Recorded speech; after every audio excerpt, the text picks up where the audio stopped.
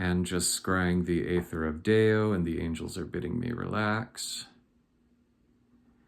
And once again, I'm seeing several dots shown about me in front of me, but also now about me in a circular, horizontally and vertically arrangement. So if you think of the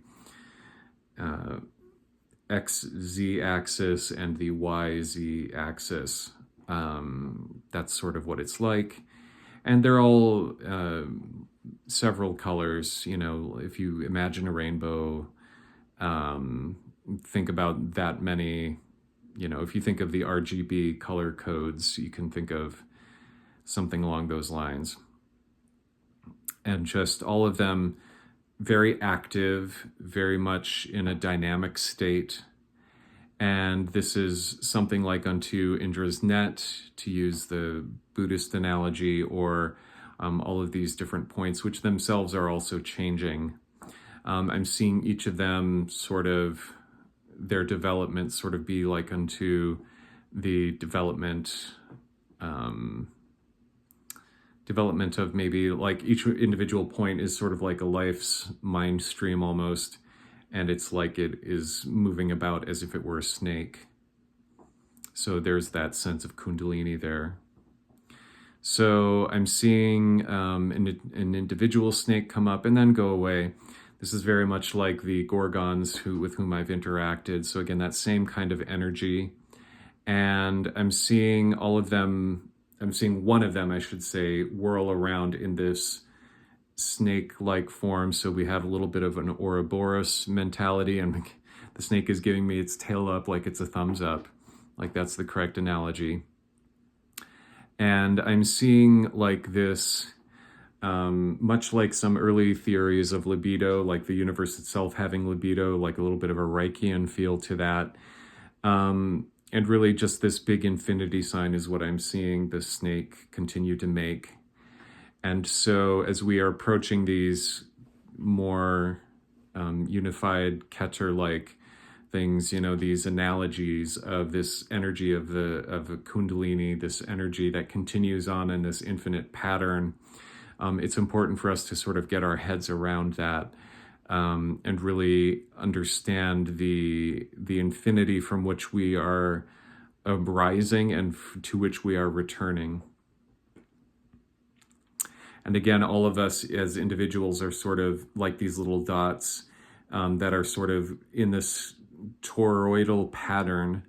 We are sort of coming up and out and then in again. And so if you think of a torus, T-O-R-U-S, sort of making that same shape except in a three-dimensional pattern. Close enough to that anyway. And so it's important for us to sort of be able to recognize that whether or not we view this central point as the divine heart or not, really the divine is everywhere. But the problem is, as individual points, we don't necessarily recognize that. So it's important to both make connections to other people, recognize this constant flow, which is like the Tao, but recognize that we're all part of this so that we can learn to have what is sort of known as the vision of no difference that is spoken of in Buddhism, and recognizing that we are always one with the divine, and therefore we can always partake in the divine, and regardless of whatever direction and how separate we feel, really that's actually somebody else who's actually very close. And if we recognize there's no difference, then we can always delight in this energy of God, in this expression of the divine, and this experience of the divine. For the divine, even when we're feeling very low, is always present within it. And it's important to also be able to recognize within, you know, some more negative feelings, to accept that and to honor that as well. For even with that, within that is the sort of bittersweet expression of the universe as it unfolds. Okay? So again, I'm seeing this circle. Earlier, I forgot to mention that there was a sense of a snake eating its tail, not necessarily in that infinity, but rather in just a very circular. And this is when, if we can ourselves negotiate our energy so that we recognize that, we are part of a whole, then we sort of become equidistant from no matter what comes towards us or whatever it is that our minds experience. And that I'm being shown that this is very much similar to what the divine has in store. And so the divine is always sort of really in that. It's just that there are all of these emanations from that sort of arise and then return.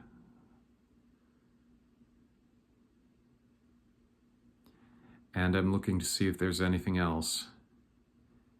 And once again, I'm being shown all of these individual points now taking on a stellation.